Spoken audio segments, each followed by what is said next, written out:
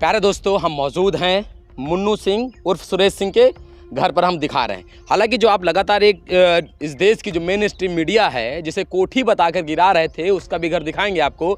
दरअसल वो क्या है कि वो ग्राम समाज की ज़मीन पर बनाया गया एक अवैध निर्माण था, जिसके गिराने के महीनों पहले ही ऑर्डर आ चुके थे। और इस घटनाक्रम से उस कमरे को, जो कमरा बना था जिसमें टीना पड़ा था, और उसको गिराने के बाद दिखाया गया कि आरोपी का कोठी गिरा दिया गया। और उसका कोठी देखिए ये सामने है उस आरोपी का कोठी, सुरेश सिंह उर्फ मुन्नू का, जिसका घर है ये पूरा। यहाँ से लगा गया पूरा, ये जहाँ पे अब नीला है ये पूरा पानी टंकी, यहाँ से लगा के पूरा वो घर उसका ये है।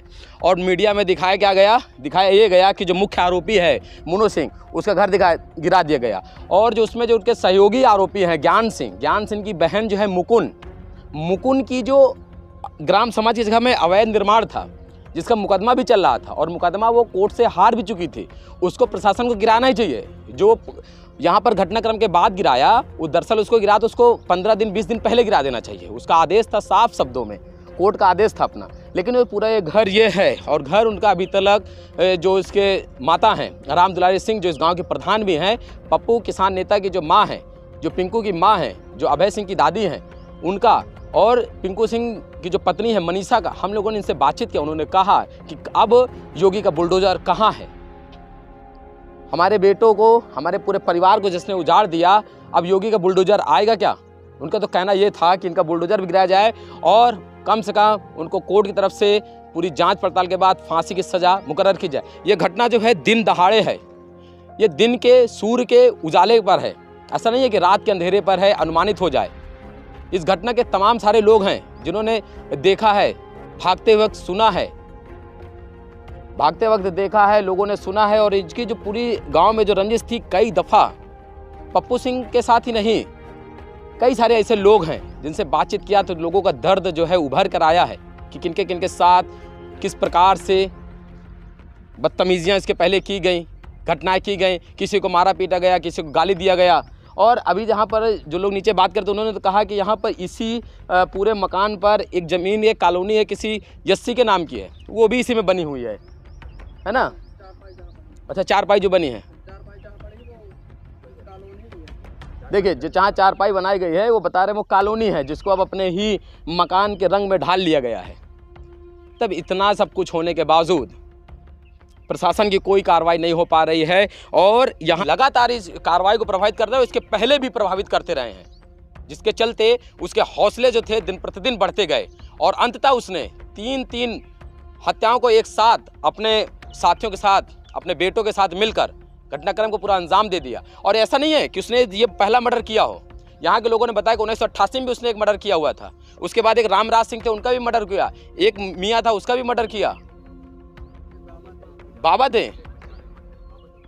95 के समय में। देखिए या क्या कैमरे के सामने बोलोगे आप लोग?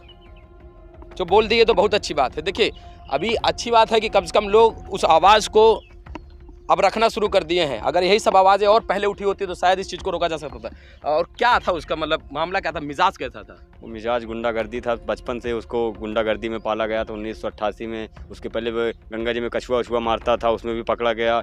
अवैध शराब, शुरू से ही उसका नियत ये थी, अवैध शराब, दारू, गांजा बेचना उसका काम था। 1988 में रामराज को गंगा किनारे फरुआ से मार डाला था, ये गाँव के ही थे। उसके बाद आगे एक परमहंस आश्रम है, थोड़ा सा दूर 500 मीटर में जंगल में। अच्छा। वहाँ पर एक बाबा रहते थे लक्कड़दास। 95 या 96 में उसका भी मर्डर इसी ने किया था। और पट्टी कांड में तो शामिल था, उसकी तो मुकदमा चल रहा है इसके ऊपर। पट्टी कांड में तो शामिल था, मुख्य आरोपी है।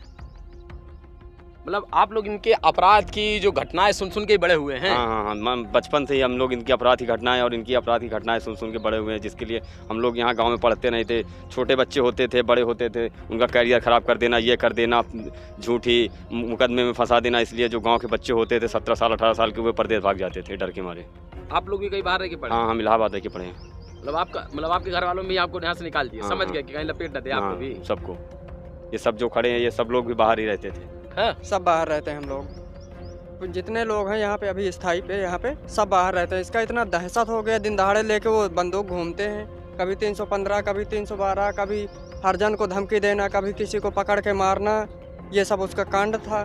शराब, गांजा, दारू, ड्रग्स, अफीम सब तो वो करता था। क्या उससे बचा है जो उसने नहीं किया?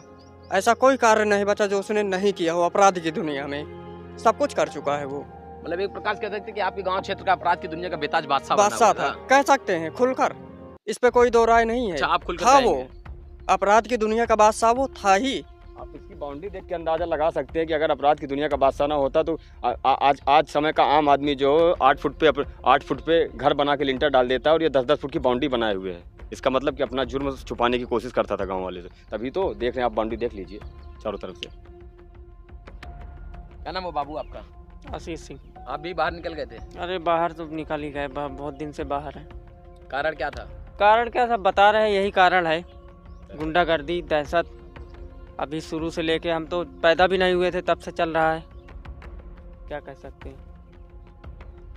प्रशासन ये कर रहा है, प्रशासन की ये हाल है कि हम देख ही रहे हैं, 3 मर्डर हो जाने के बाद सब बिल्कुल ऐसा लग रहा है कि कुछ हुआ ही नहीं, शांति का माहौल बना हम हुआ लोग है। मीडिया में देखते थे कि बाबा का बुलडोजर ये कर रहा है, बाबा का बुलडोजर वो कर रहा है। अभी क्या कर रहा है बाबा का बुलडोजर? कहाँ गया बाबा का बुलडोजर? 8 तारीख की घटना, आज 13 तारीख हो गई है, अभी तक क्या कर रहे हैं बाबा? अपराधी जाके हवेली में बैठ के आराम से वहाँ से पुलिस वाले दामाद की तरह उनको लेके जा रहे हैं, जैसे उनके घर के बिटिया ब्याह के लेके जा रहे हैं। ऐसे अपराधियों को पाला जा रहा है यहाँ पे। ये प्रशासन चला रही है अपना राज।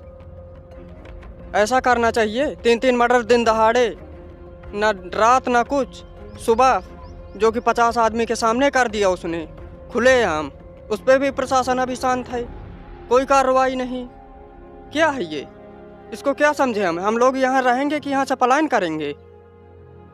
जीवन चाहेंगे तो यहाँ से पलायन करेंगे, क्योंकि प्रशासन तो कुछ करेगा नहीं। वो 4 दिन बाद फिर बाहर निकल के आएगा, फिर 2-4 को मार के जाएगा, फिर 2-4 साल में छूट के आएगा। तब तक उसके बच्चे बड़े हो जाएंगे, वही कांड वो भी करेंगे। इस बार उसके बेटे तो इन्वॉल्व थे ना इस मर्डर में? तो बेटे इन्वॉल्व थे ना, उसके बेटे जो हैं, कल के दिन वो भी तो देख रहे हैं अपनी आंखों से कि हमारे पिता हमारे दादा ऐसा कर रहे हैं। कल के दिन हमारे दबाव से नहीं ये ग्राम सभा के लोग मानेंगे तो हम भी ऐसा करेंगे। वो नहीं करेंगे क्या? वो भी करेंगे। तो ये प्रशासन की सारी गलती हो रही है। बाबा इस पे कार्रवाई तगड़ी करे, इनको पूरा ध्वस्त कर दे। इन लोग को बाहर आना ही पाप है। क्या सजा चाहते हैं आप? सजा इनकी खत्म कर दें, इनको बाहर आना ही नहीं चाहिए इन लोग को। चाहे उम्र कैद कर दें, चाहे फांसी दे दें, और इनकी जितनी अवैध, पूरी संपत्ति अवैध है इनकी। इनका कोई बेटा बाहर नहीं गया कभी, पिता कभी बाहर कमाने नहीं गया है। 20 बीघे के 25 बीघे के आसपास खेती है, वो भी अवैध में है। आधे से ज़्यादा संपत्ति उनकी 2 नंबर के पैसों से खरीदी हुई है। ये घर जो बने हैं ये 2 नंबर के पैसे से बने हुए हैं। कोई कमाने वाला नहीं साला। हम 4 महीने घर पे बैठ जाते हैं, हमको खाने के लिए खोजना पड़ता है। कभी नमक है तो रोटी रही, रोटी है तो नमक नहीं। और इनके पास ऐसा है पूरा सिस्टम, अरबों करोड़ों रुपए की संपत्ति ये भर के बैठे हैं, कोई कमाने वाला नहीं है, फिर भी इतना इनके पास बना हुआ है। शासन द्वारा अगर इनकी 20 साल की प्रधानी का ब्यौरा अगर जांच कराई जाए तो पता चल जाएगा कि कितना बड़ा भ्रष्टाचारी था। 20 साल की कुल जांच करा ले प्रशासन इनके चुनावी का, इनके प्रधानी के कार्यकाल के, अपने आप पता चल जाएगा कि ये संपत्ति कहाँ से पाए हैं। इनके पास कोई धंधा नहीं था, कोई काम नहीं था, कहीं नहीं गए, पूरा पैसा प्रधानी से। गांव में एक भी विकास, आप जितना भी विकास गांव में देख रहे हैं वो सब 4 साल में पप्पू भैया की देन है। उससे पहले उससे भी किसी से 10,000, किसी से 15,000। अभी ये लैटरिंग बनी है, इनमें से भी 2-2, 3-3 हज़ार रुपए लेके बैठे हैं, जो कि 12,000 रुपए की लैटरिंग पास हुई थी। उसमें से भी 2,000, 3,000 रुपए दो तो तुम्हारा लैटरिंग आएगी नहीं, वो भी नहीं मिलेगा तुम्हारा। रजिस्टर में नाम आता था, ऊपर बैठ के जाते थे, पेन चला देते थे। ये कॉलोनी कटनी चाहिए तो वो कटती थी। ऐसा था, ऐसा इतना इनका दबदबा था, पूरा दबदबा था। जब लोग इनके प्रधानी थे, गांव में राशन कार्ड नहीं बन पाया किसी का। 50 लैटरिंग है गांव में, और किसी से भी आप जाके पूछ लो कि इस लैटरिंग बनवाने में आपने कितना पैसा दिया प्रधान को, सब बताएंगे कि कोई 2,000 बताएगा, कोई 3,000 बताएगा। अब 9,000 रुपए में कौन सी लैटरिंग बनती है? जब प्रधान बने उनकी माताजी मतलब प्रधान बनी तब एक पैसे के लिए पूरा ग्राम सभा कोई नहीं कह सकता, एक पैसे का कोई नहीं कह सकता। आप खुद जाके देखिए, जितनी भी रोड बनी है, चाहे वो उधर की RCC रोड हो, इस पे नाली हो, ये खंबे में जो लाइट लगी हुई हैं, अगर पूरे ग्राम पंचायत में देखा जाए कम से कम 2 किलोमीटर की वो इंटरलॉकिंग का निर्माण करा होगा, 2 किलोमीटर नाली का निर्माण करा होगा, कुछ नहीं था। अगर यहाँ तक कि कोई बीमार हो जाए या किसी के बहन बेटी की शादी हो जाए तो शादी की गाड़ी उसके घर तक नहीं जा सकती थी, एम्बुलेंस उसके घर तक नहीं जा सकते। जो आज ये देन है, सबके द्वारे गाड़ी जा रही है, एम्बुलेंस जा रही है, पप्पू भैया की देन है। इसका काम था कि अगर किसी के रोड रोकना है तो उसको घर को अगर कॉलोनी दिया है तो उसको कहता था कि तुम सड़क पे बढ़ के घर बनवाओ कि उधर की रोड बंद हो जाए। ये इसका काम था करना, अपना सिर्फ अपना काम करता था, खुद सेफ होता था। चलो आप खुद देख लीजिए, वो गेट लगा उसके सामने एकदम मेन सड़क है, इसके पीछे जाके आप देख लीजिए उधर गेट लगा उसके सामने एकदम मेन सड़क है। खुद सेफ होना चाहता था, बाकी कुछ नहीं। आप नाली देख लीजिए, अपनी नाली, इधर भी अपनी नाली, उसके पीछे भी अपनी नाली, कि कहीं से हम ना फंसे। अपना पूरा अपना पूरा सिस्टम बना पूरा रखा है। सिस्टम अपना पूरा सिस्टम अपना पूरा सिस्टम बना के रखा है, गांव के लिए कुछ नहीं किया। और यही चीज तो कहीं नहीं खल गई पप्पू सिंह।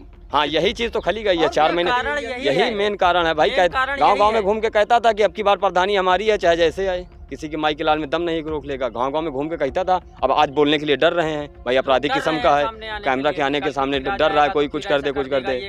इसके पहले अभी 4 महीने इसके पिताजी के नाम पे अवैध, इसका पिताजी अंगूठा छाप है, पढ़ा लिखा नहीं है। मवई सीर में कोई एक इब्राहिमपुर है, वहाँ से कक्षा 5 की मार्कशीट बनवा के फर्जी तरीके से प्रधानी काल में अपने बाप के नाम फर्जी तरीके से कोटा करा लिया था। अभी 4 महीने कोटा ही इसका निरस्त कराया, उसकी भी रंजिश थी। वही यही सब कारण है, प्रधानी और कोटा, है ना। 101%, इसमें कोई दो राय, कोई संदेह नहीं है क्या इसमें। नाम है बाबू आपका? आशीष। आपका? विनय सिंह। आपका? निखिल सिंह। आशीष, विनय और निखिल, ये तीनों लोग उसी मुन्नू सिंह के घर के अगल बगल के निवासी हैं। उसके अपराधों की कहानियों को सुन सुन कर ये लोग बड़े हुए। और उनका मानना यह है कि जब ये धीरे धीरे करके जैसे बड़े होने लगे तो इनके परिवारजनों पर एक डर का माहौल था, अंदर से खौफ था। उन लोगों ने आनंद फानंद कर इन सभी बच्चों को, किसी को इलाहाबाद तो किसी को कानपुर पढ़ने के लिए बाहर भेज दिया। बाहर इसलिए भेजा ताकि वह लोग भी कहीं लोगों के रबदस में या इन लोगों के अपराधों में कहीं संलिप्त न हो जाए, बच्चों का भविष्य सिक्योर हो, ठीक रहे और आगे चल के ये लोग अपने हक की लड़ाई के साथ साथ अपने मुद्दों पर बात कर सकें। इसीलिए इन लोगों को शिक्षा जगत से जोड़ा और घर से, गांव से बाहर किया। घटना के बाद ही आप लोग आए हुए या पहले आ गए थे? घटना के पहले आ गए थे। माता जी बीमार थी तो उनका इलाज कराना था एम्स में, उसके पहले हम आए थे 2-3 दिन। मतलब हालात ये हैं कि लोगों को गांव पलायन की बातें इसके पहले देखा तो आपने बड़ों ने किया, और अभी इसी वीडियो पर देखेंगे तो आपने विनय सिंह ने भी कहा है कि अगर स्थितियां ठीक नहीं रही तो हम लोग भी गांव पलायन करने के लिए मजबूर होंगे। वीडियो जर्नलिस्ट गुलाब के साथ